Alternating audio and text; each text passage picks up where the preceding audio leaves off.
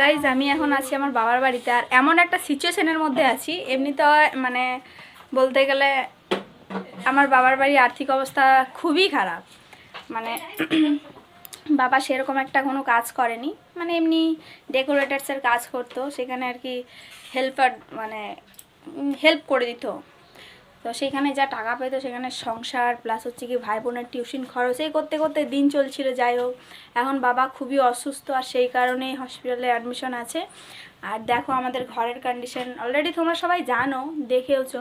আর এখন এরকম একটা কন্ডিশনের মধ্যে আছি, ঘর দেখো ভিজে গেছে পুরো চারিদিক দিয়ে। আজকে নিম্নচাপ হচ্ছে প্রায় 4-5 দিন ধরে, চারিদিক দিয়ে জল গড়াচ্ছে। কিন্তু আমাদের এইখানকার যে পার্টি অফিস আছে, যে পঞ্চায়েত আছে, তারা কোনো রকম স্টেপ নেয়নি। এর আগে অনেকবার দেখানো হয়েছে, তারা ফটো তুলে নিয়ে গেছে, কিন্তু কোনো রকম স্টেপ নেয়নি তারা। আর যখন ভোটের সময় আসে, যখন বিধানসভা লোকসভার ভোট আসে, সেই সময় এসে হাতে পায়ে ধরে ভোট দিয়ে দেবো এরকম একটা ব্যাপার হয়। কিন্তু যখনই তারা ভোট কিন্তু কিন্তু যখনই তারা ভোটটা পেয়ে যায়, তারপর আর ঘুরেও তাকায় না, বলে হবে আসবে হবে আসবে এরকম করে চলতে থাকে। তো গাইজ তারপরও একটা বিস্ময়কর জিনিস দেখাচ্ছি তোমাদেরকে, দেখো যে ঘরটা কিভাবে ভেঙে পড়তে যাচ্ছে। তো গাইজ দেখতেই পাচ্ছ এরকম একটা সিচুয়েশন। তারপরে আমি এখন ওপরের ভিউটা দেখাচ্ছি কিভাবে টালিগুলো ভেঙে পড়েছে সাইমনের ওপরে। দেখো দেখো কিভাবে ভেঙে পড়েছে।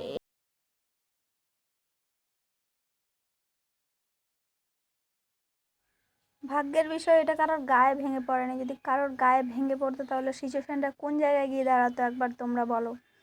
এমনিতে বাবা অ্যাডমিশন, তারপরে যদি এইরকম একটা দুর্ঘটনা ঘটতো কারোর ওপর, কী হতো একবার ভেবে দেখো। তো যাই হোক, বলে লাভ নেই, কারণ এখন আর সেই সৎ মানুষ নেই। সত্যি কথা যেটা, কারোর প্রবলেমে কেউ এসে